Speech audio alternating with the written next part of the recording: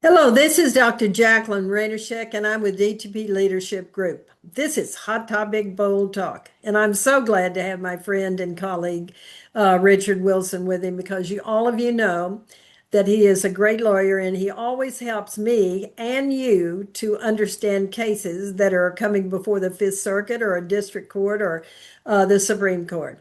So, Richard, would you do me a favor and summarize this case? And then I have a bunch of questions for you. Sure, and good afternoon. The case we're discussing today is Louisiana versus the Food and Drug Administration, and the other parties participating in this case are Danco Labs and GenBioPro, which are the pharmaceutical companies that are involved because this case concerns a decision by the Food and Drug Administration in 2023, I believe it was, to permit the prescription of mifepristone, which is one of the drugs used to induce a medical abortion, through mail order pharmacies as opposed to requiring women to go and visit a doctor in person. The state of Louisiana filed suit in Louisiana in federal court trying to undo that 2023 decision by the FDA, arguing that the FDA never should have approved mifepristone for being approved and being filled by prescriptions through mail order. The state of Louisiana claimed that uh, the FDA had not followed the proper procedures in that approval process and was arguing that its stake or its basis for seeking the reversal of the FDA's approval process for mail order prescribing of mifepristone was that up to 1,000 women a month in the state of Louisiana, where abortion is now illegal, were being prescribed the drug, were receiving the drug in Louisiana, and were taking the drug to induce abortions in violation of Louisiana law.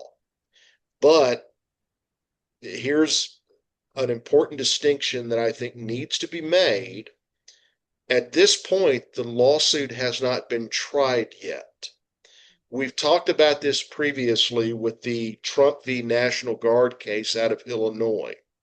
What this opinion we're talking about involved was the decision by the district court in Louisiana to deny a temporary injunction prohibiting the mail order prescribing of mifepristone.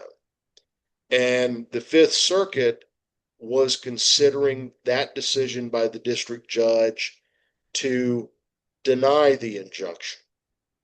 Now, we'll get to your questions, but the opinion we're going to be focusing on said that the district court judge got it wrong. The Fifth Circuit was going to grant the state an injunction that would have been nationwide, not just limited to Louisiana, prohibiting mail order prescriptions of mifepristone.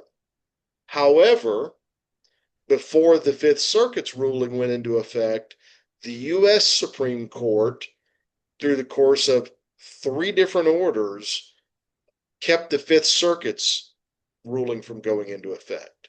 So right now, you can still be prescribed mifepristone by mail because the U.S. Supreme Court has said that the Fifth Circuit's decision can't go into effect. And that's where we are. And there are so many things about this case from a legal standpoint that I think need to be confronted, need to be discussed. Right. Among those is, from a legal standpoint, why was Louisiana doing this to begin with? And I understand the practical and legal standpoint if the decision by the FDA in 2023 were out there and the FDA had made it clear that we're going to stand by this prior ruling we made, this prior decision we've made. But the reality is, once Trump got elected to the White House and once Kennedy took over Health and Human Services, the FDA began its own process of reconsidering its 2023 decision. So we're in a situation where any day the FDA could say, from an administrative standpoint, we've reviewed our decision making process. We believe we made a mistake, and we are setting aside our 2023 decision to allow the prescribing of mifepristone by mail order. So, I mean, that's one of the And things that just gets to me initially is why are we letting the courts interfere with a decision-making process that is already being undertaken by an executive department? well, and I think, but there's another thing too. There is no way that I would have Kennedy and the group of people he pretty well put into effect to make a decision about medical drugs and so forth because he has no degree, no knowledge base. He is a conspiracy theorist and he does not have the background to make these kinds of decisions.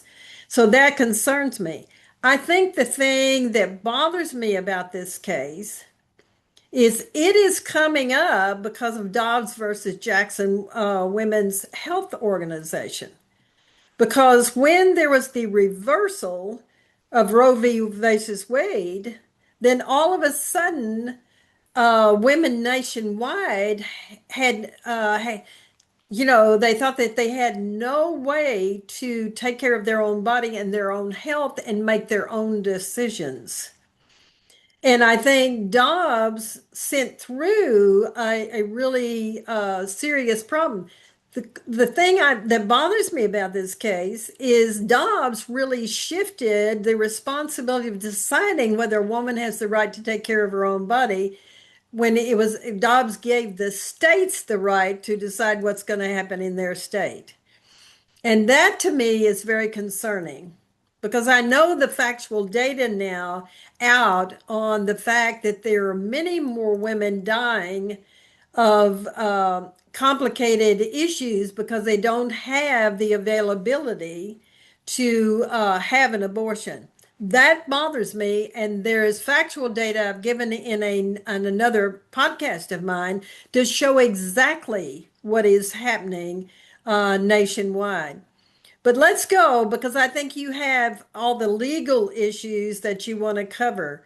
And I want you to start wherever you want. If you can do me a favor and tell me which page we're on of or the document or something, if you can do that, then it'll help me because I can keep up with you and then ask other questions as we go through it. The thing I think that is most important is on page 2. In 2025, Louisiana challenged the new regulation. And they justified it because of the fact that they had to pay a lot of Medicaid bills for women harmed by misoprostone, and yet we only have 3 cases they're talking about. So I'm going to leave that and let you go anywhere you want, and then I'm going to start asking questions. So I may say, Richard, I want to interrupt now and ask you a question. Please go forth, though, and go wherever you want to go next for the legal aspects.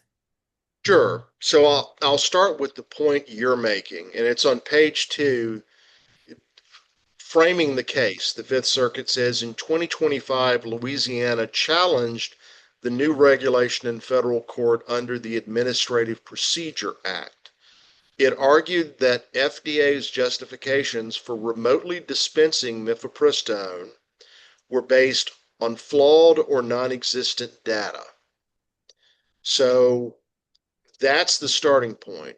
What we have here is we have a state in Louisiana that said the decision the FDA made in 2023 to allow drugs to be mifepristone specifically to be dispensed online or through the mail, or prescribed online and dispensed through the mail, was an improper decision. They were challenging that decision. And what Louisiana is doing is they're looking to set aside that FDA ruling or decision from 2023 so that we'll go back to the way things were prior to that ruling. And by that, I mean a woman who is seeking a prescription for mifepristone would have to make an appointment with a doctor, go in and see the doctor in person, and have the doctor prescribe the drug for them in person. Louisiana's argument was we've got women in Louisiana, their estimate was 1,000 a month, who are going online, getting doctors in other states to prescribe mifepristone to them, and then they're receiving the drug through mail order pharmacies in Louisiana. They're taking the drug and violating the law in Louisiana, and we need to stop that since the ability to control abortion has been returned to us as a state, Louisiana. Okay, Now, but Richard, now I want to go into something because we have discussed this. What I know is if they're on Medicaid, they're not women that can afford to travel somewhere else to get an abortion. They're not able sometimes to do that because of things that are happening in their family structure. Because I have several cases I've worked with as a therapist years ago that there were some of these women that had 5 or 6 kids because that's what was demanded of by their husband. And then as they became better educated, they realized that they were being used by the husband controlling them. And so they had no choices and they didn't understand they had choices. So I think, there's social issues here that are really important to look at. Besides that, a lot of these women may, as you described earlier to me, may feel shame or concern or whatever, or they're trying to protect themselves from having another baby that they can't afford. And to me, one of the major issues I see in states like this is they never provide extra care for children. They do things that prevent women that know they can't afford another baby to have that kind of decision. I want you to talk. I know you're originally from Louisiana. I want you to talk about what they do in Louisiana that I think is a criminal act in other states. So I want you to talk about the safe process that they, quote, have in Louisiana, yet they're, you know, it's amazing to me. They want to have more children, but they don't want to take care of them. So, would you please talk about the legal issues around that? okay, I will talk about that. First off, because you touched upon something in the course of getting there um, that I find troubling um, as a foundation to the Fifth Circuit's opinion. Right. The Fifth Circuit just assumes that the 2023 decision by the FDA to allow mifepristone to be prescribed online was explicitly for the purpose of allowing women to circumvent the laws of states like Louisiana and Texas, where abortion is illegal. They just take it as an assumption without any analysis. Right. And that troubles me because the executive order the Fifth Circuit cites on the very first page of the opinion simply read it. It's now I'm showing that I came from Louisiana. It reads that the Biden administration directed federal agencies to expand access to medication abortion. Well, expand access doesn't mean to allow women to illegally obtain abortions in states where it is not permitted. For me, that touches upon other things. I mean, the assumption legally, the assumption we operate under is that if an agency takes an action, the action the agency is taking is presumed to be lawful. The government doesn't exist to find ways to break its very own laws or the Mhm. laws of the states under it. And expanding access to medication abortion may simply mean allowing women who cannot afford a day off of work to go see an obstetrician about the need for an abortion. Allowing them to do that online allows them to do that after work. It allows them to do that without missing a day of work and missing the money they would be making from that day of work. That expands access to medication abortion, even in states like California and New York, where it is legal and doesn't run afoul of the law. The other issue is one that you touched upon, I would say, in your explanation, where perhaps the woman wants to do this, but does not want her spouse or significant other to know about it. Right. And allowing for this online and mail order process um, makes it easier for the woman to conceal her legal actions from a significant other that might not agree with her decision about her body. So I find that foundation for the Fifth Circuit's opinion, the assumption that this executive order and this subsequent decision by the FDA was simply done to allow women to violate the law in states like Louisiana to be false. And that bothers me. Now, what you talked about, there are arguments about standing, and in touching on this, I'm going to raise something else that you didn't bring up before I finally get to and answer your question. Throughout the Fifth Circuit's decision, they cite and rely upon their prior decision in the Alliance for Hippocratic Medicine versus the Food and Drug Administration. The Mhm. problem with them relying on that prior decision, or that court relying on that prior decision, is that it was reversed by the United States Supreme Court in 2024. That was a case that came out of Amarillo, where a district court judge in Amarillo decided that the decision of the FDA to approve mifepristone initially in the year 2000 was improper and should not have ever happened. And in that case, the U.S. Supreme Court reversed it and said, no, we're not going to do that. We're not going to allow you to do that.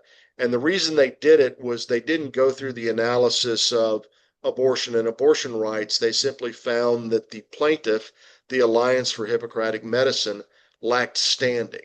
They didn't have a dog in the fight, which is something we've discussed previously.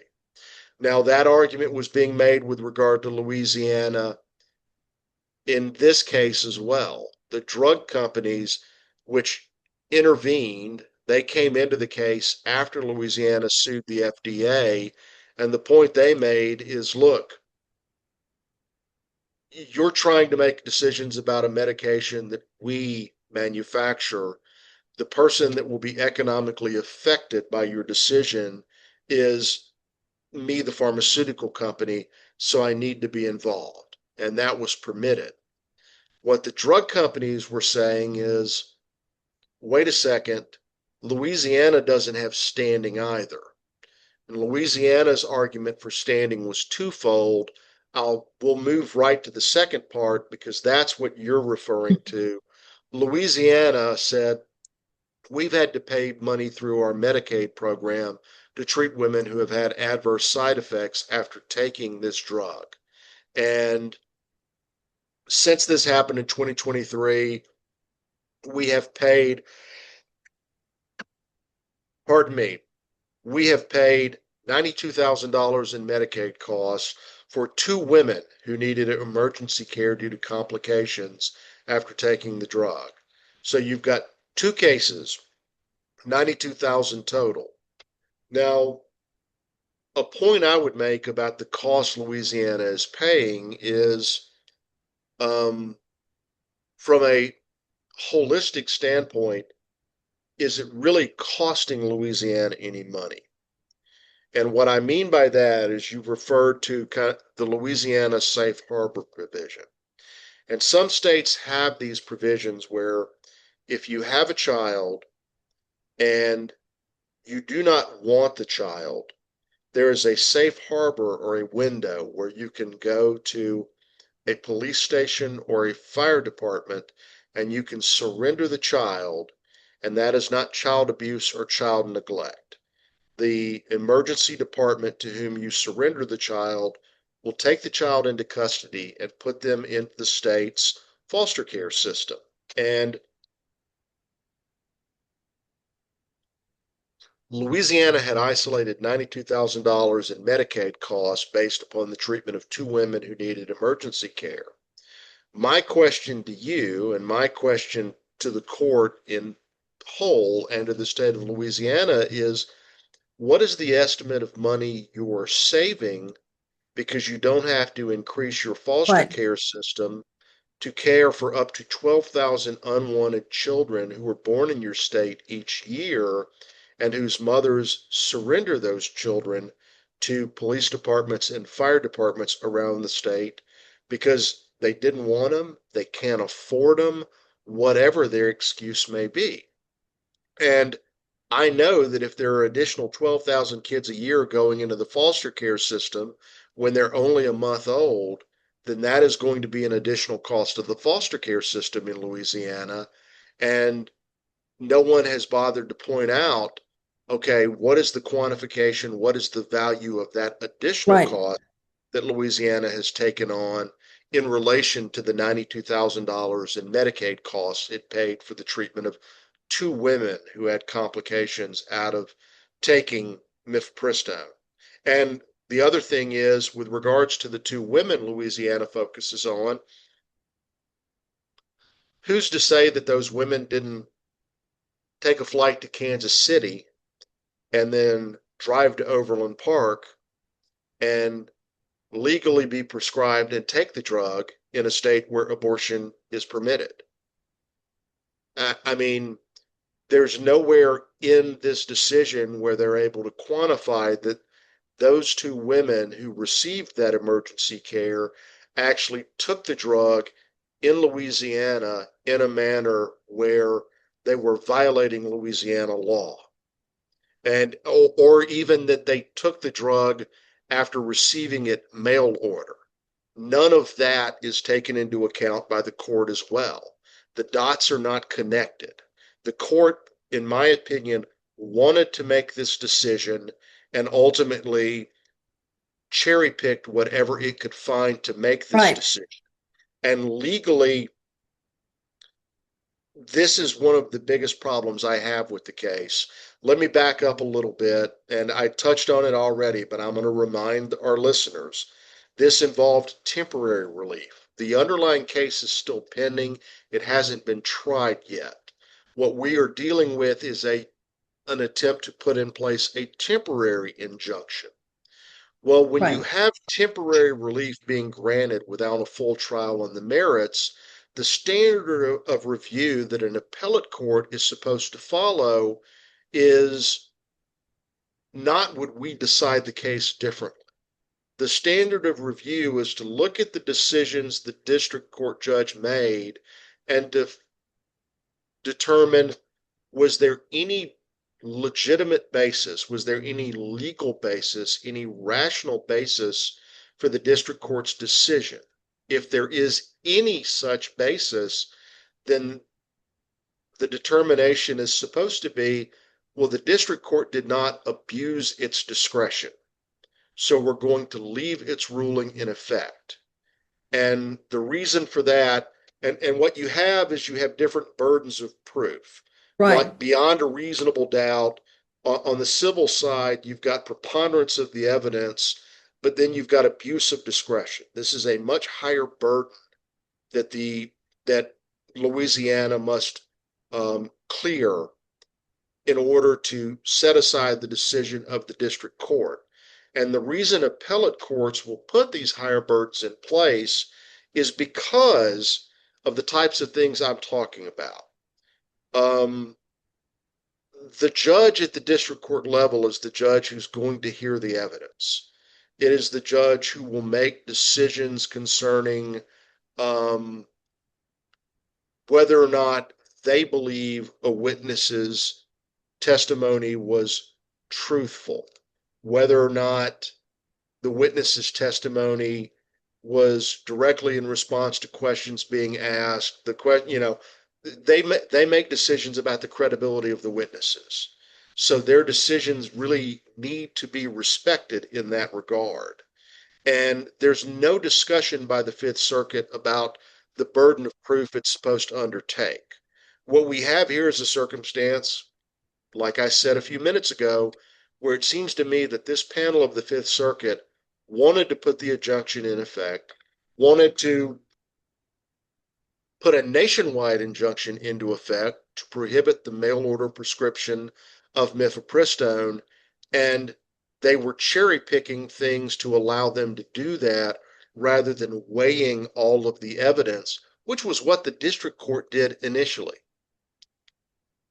And what I think, what bothers me now, we both know that the Fifth Circuit is the most conservative court in our nation. I mean, it's just ridiculous what comes out of it, and many times their decisions are reversed or whatever else. But I think what really bothers Yeah, me, to interrupt you there, my understanding based upon some of the statistics I have seen is that even with what everyone perceives to be a conservative U.S. Supreme Court, 6-3 conservative versus liberal, the Fifth Circuit is still the most reversed circuit court of appeal in the country. good. Thank you. And I'm glad you're saying that because it is horrifying for me that we in Texas have to deal with them and constantly have to work through the process. Now, I think the thing that bothers me so much is Louisiana has this ban on abortion. Louisiana brings this case to try to get a national ban, a testing of whether they can get a national ban or not. Now, I know that I've read many articles about the statements that Trump doesn't want a national ban. He keeps saying that. That's what he did 6 weeks before he was elected, so he could get elected. I'm not sure what he would say today because we never know what he's going to say or whether it's truthful. The thing of it is, though, Louisiana is trying to build a case, and I'm very questioning of the reason Louisiana is doing this because 92,000 for two women for emergency care is minute compared to what they would have to do, resolve and how much they'd have to spend with their foster care.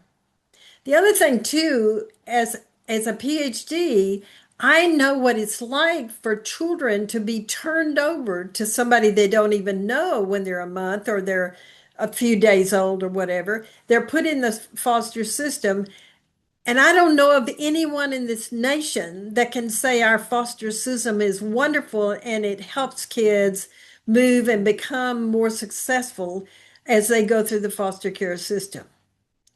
So to me, there are other issues that are beyond the legal, and I don't want to go into them too much, but I want to name this because I think what you're saying is, to me,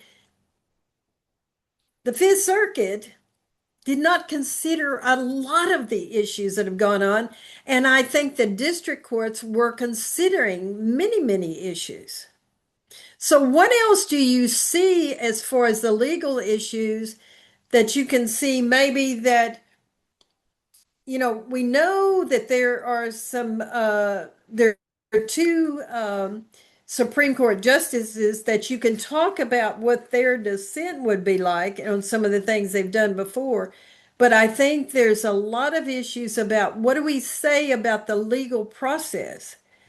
Because I certainly do not think it's acceptable that Louisiana, which has a very conservative attitude toward abortion, has the right to tell California in a national ban because it's happened what they can do. Because California does not make that same decision. They support abortion.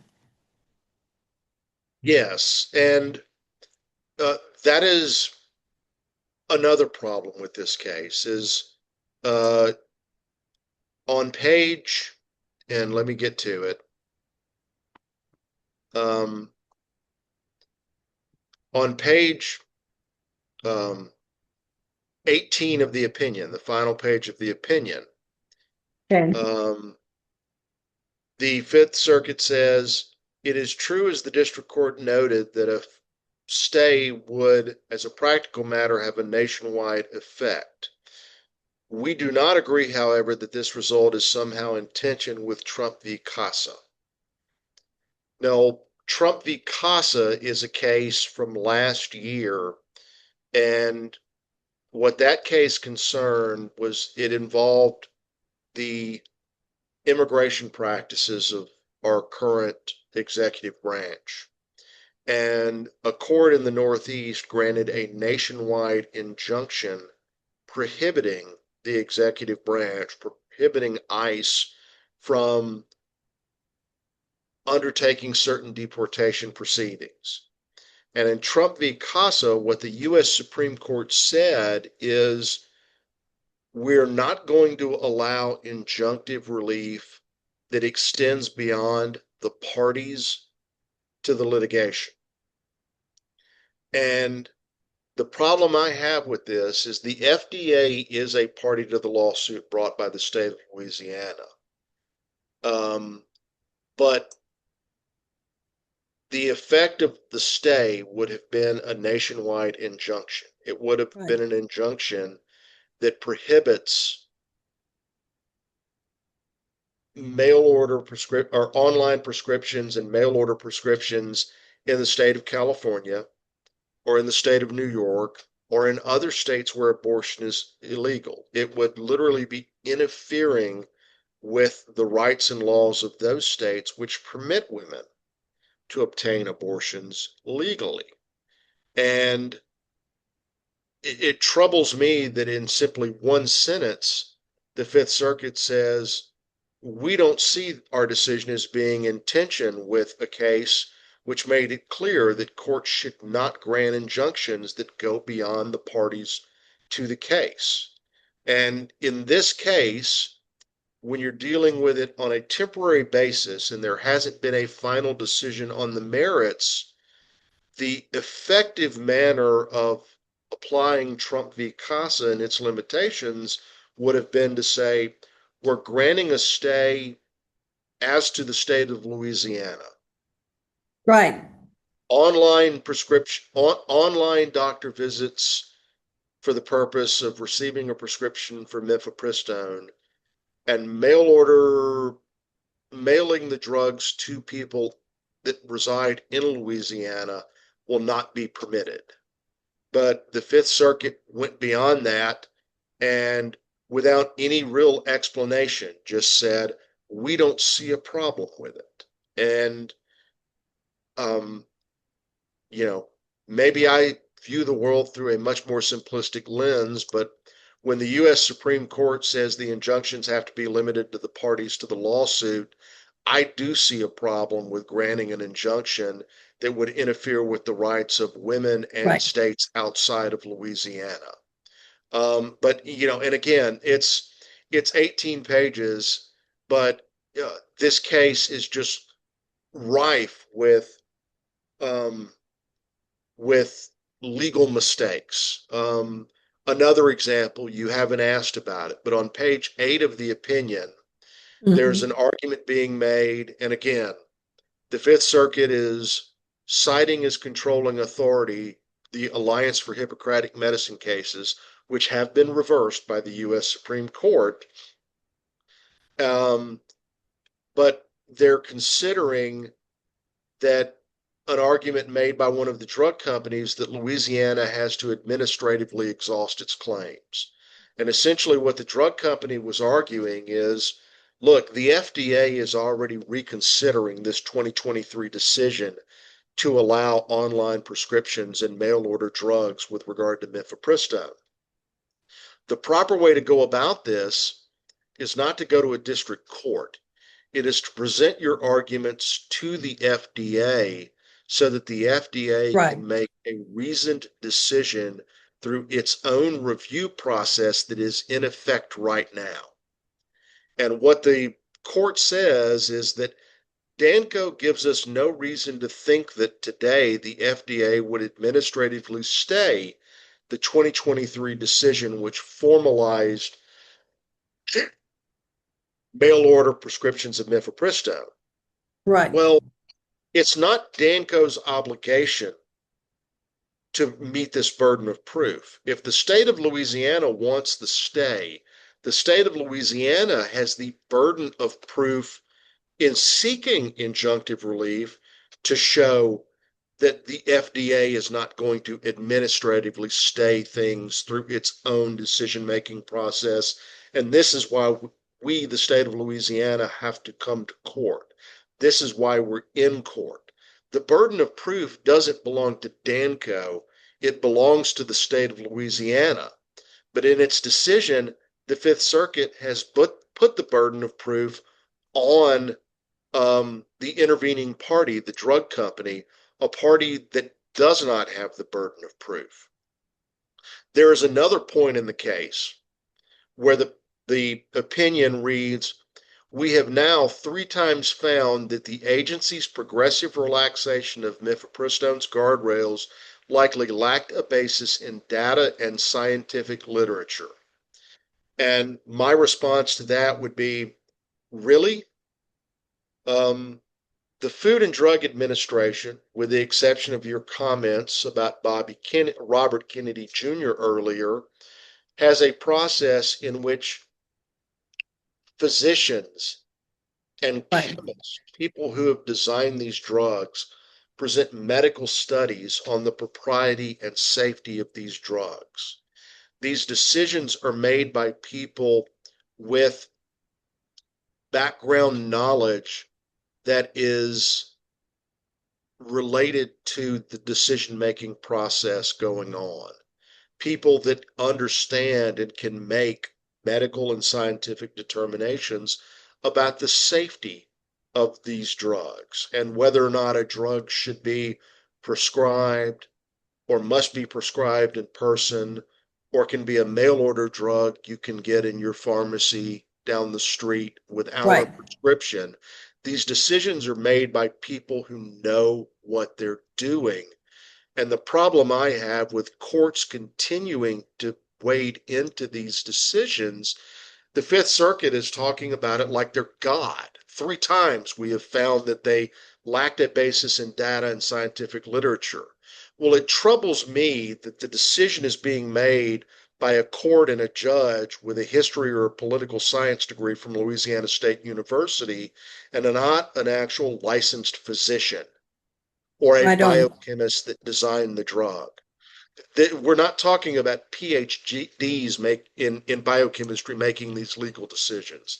A lot of these judges, some of them very well may have had degrees in biochemistry, but I can tell you from practicing law that quite a few of them, they've got degrees in history or English or political Right. science or psychology, and they are not equipped to make these decisions from a scientific standpoint, which is what the Fifth Circuit is talking about, not the legal standpoint or the legal decision making process or the legal burdens that must be cleared, but the scientific data and scientific literature.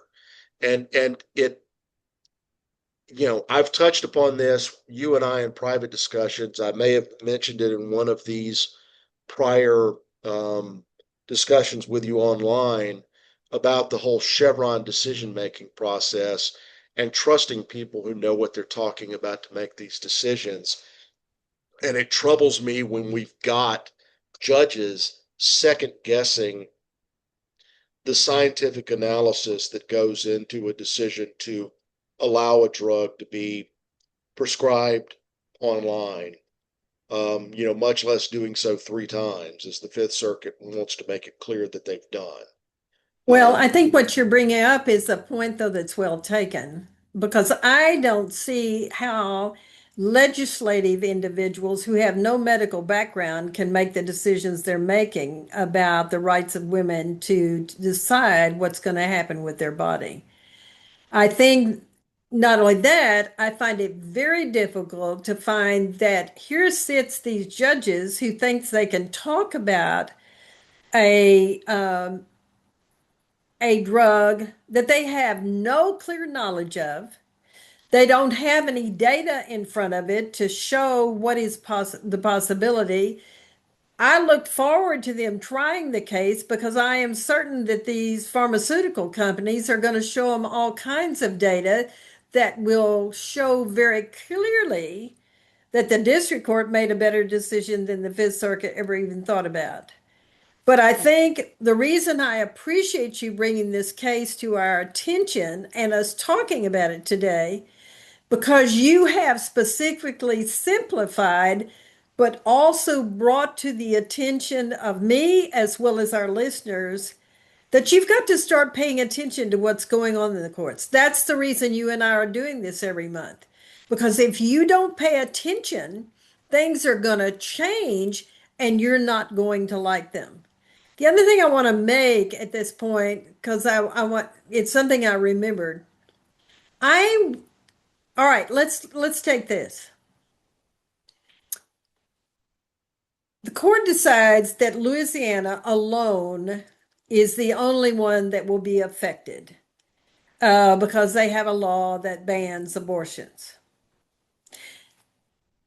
But if the FDA decides to put a requirement that no woman can have this drug unless they see a doctor who then approves of it and then supervises the process for the woman.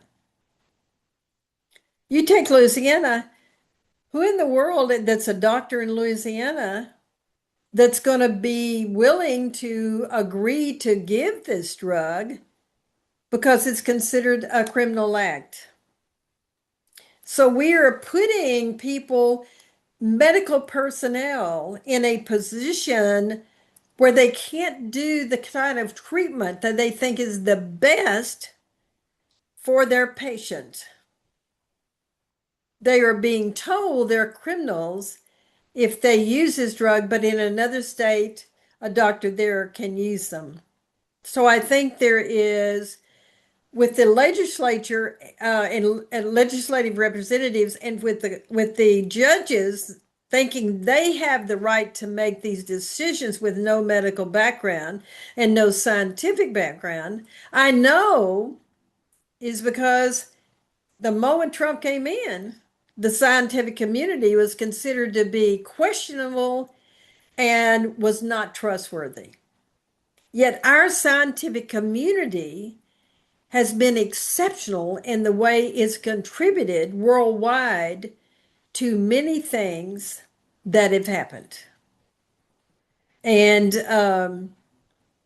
it concerns me that judges have become so arrogant and egocentric in the Fifth Circuit that they cannot remember they're human beings, and you call it something else, but they cannot remember they're human beings that do not have the educational background to really make this decision.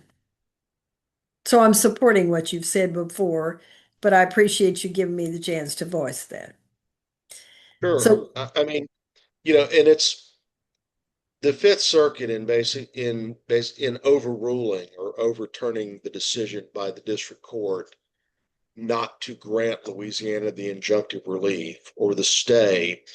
One of the things they mention is the district court emphasized the importance of the FDA being able to complete a fulsome review and proper science-driven evaluation of its mifepristone protocols.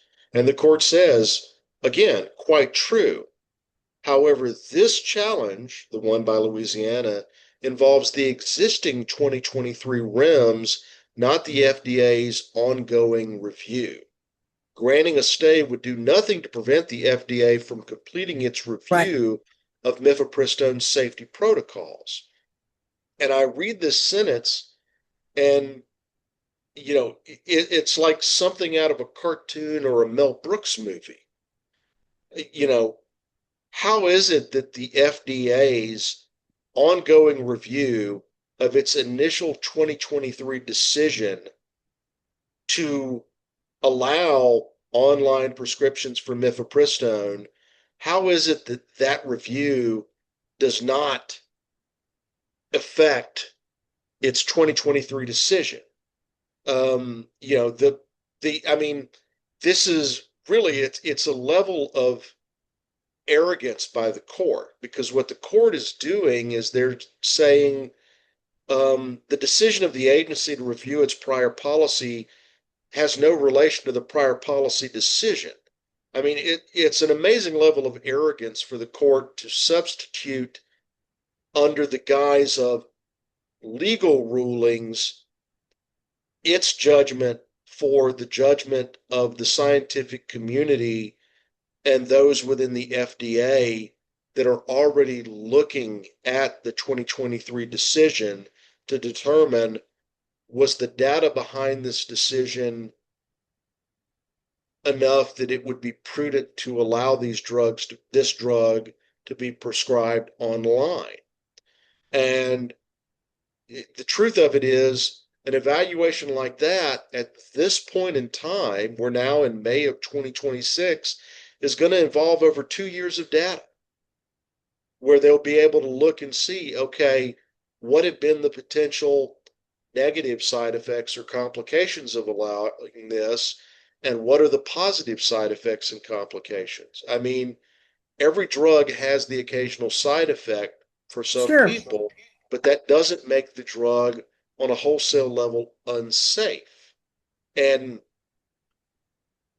if the FDA is reconsidering its prior ruling, it the decision of the Fifth Circuit to say, oh yeah, the FDA can go back and reverse itself if it wants to, but we're going to go ahead and we're going to stop the effect of its 2023 decision while it does this.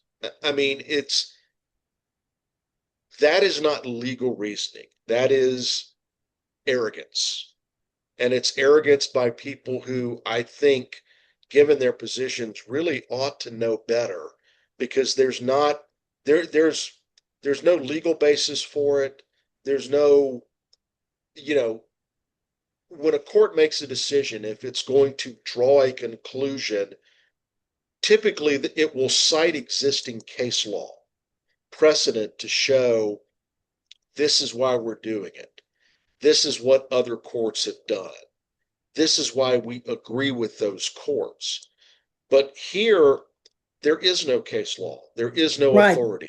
There is nothing for the court to cite to support its decision to just get out over its skis and try, as it points out in its own opinion, for a third time to second guess the FDA as to this one particular drug.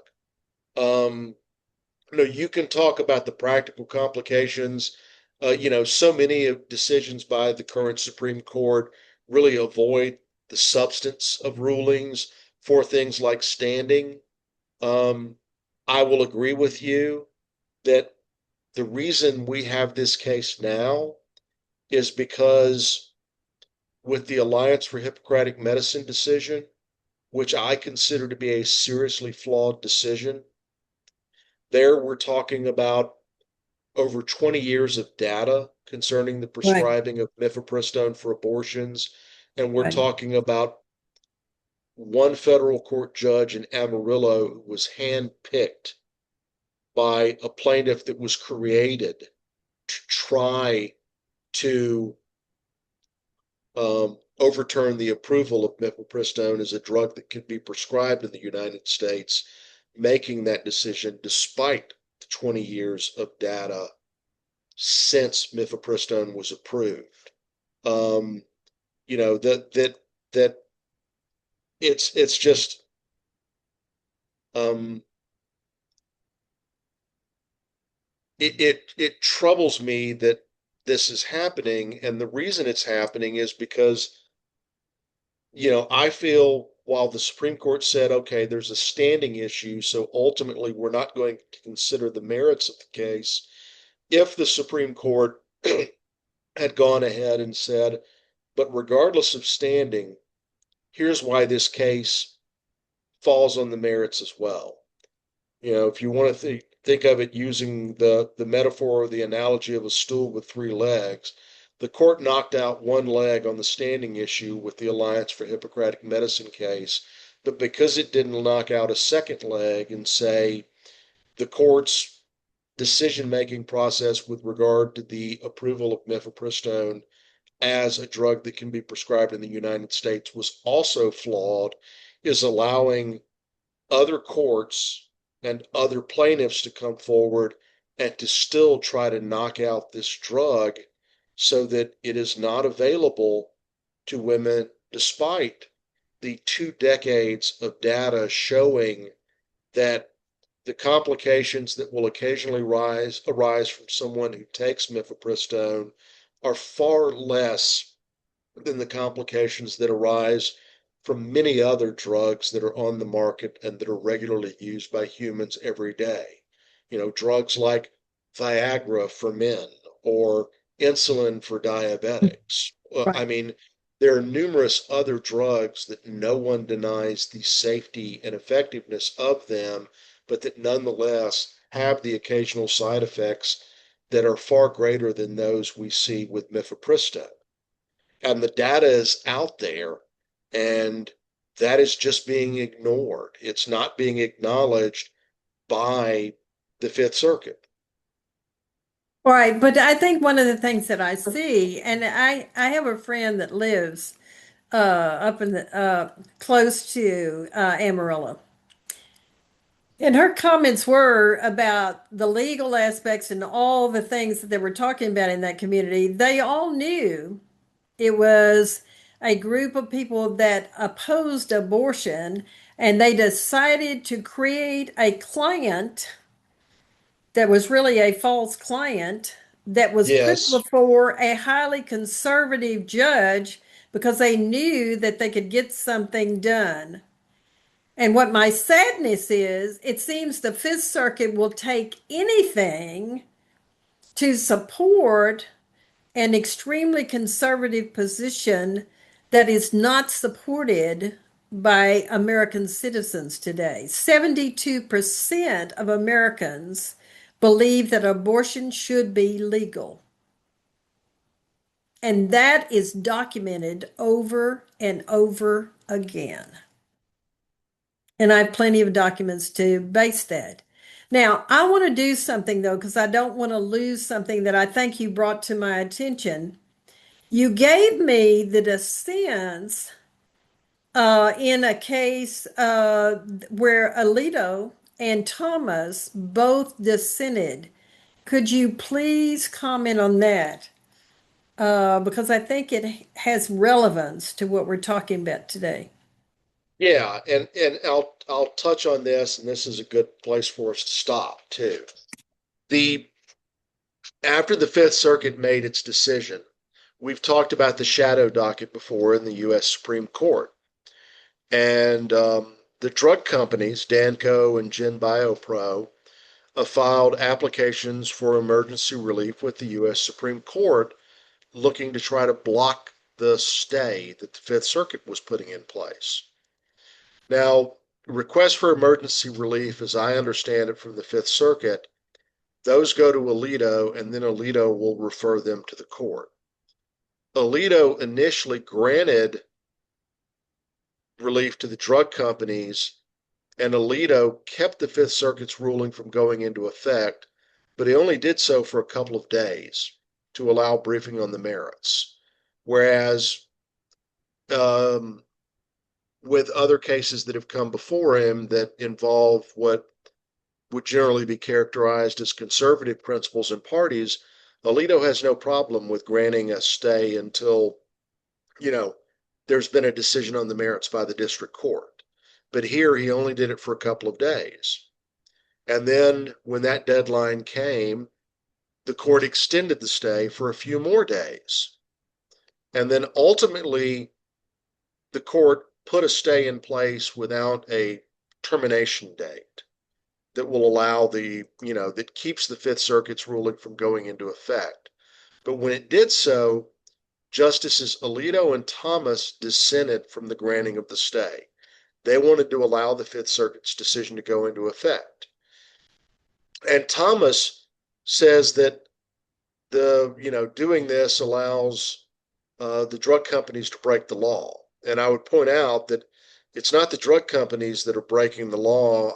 To me, it seems that it would be, if we want to call it breaking the law, it would be the women who are seeking out the drugs who happen to reside in Louisiana. But the law they're allegedly breaking is the Federal Comstock Act, which prohibits the use of the U.S. mail to ship any Right. drug that allows one to produce an abortion. I would point out that the Comstock Act in that regard has never been enforced anywhere in the country. Before Dobbs came down a few years ago, we had Roe v. Wade legalizing abortion. So the net effect of that would be to prevent the Comstock Act's application for this process.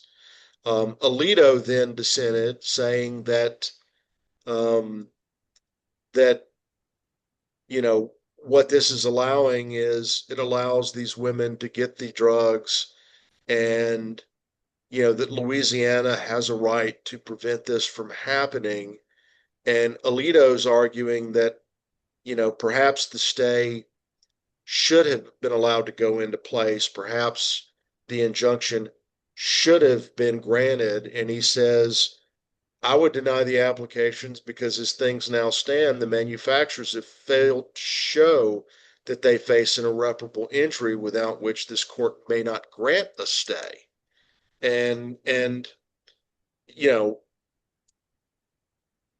if I am unable to send a drug by mail to a woman in California who has gone online and gotten a prescription for mifepristone, as the Fifth Circuit said, a dollar amount, no matter how small, is significant enough to confer standing. Well, if I'm unable to fill that prescription and I'm losing whatever the amount might be, $1, $100, $1,000, well, that's an irreparable injury to me as the drug company.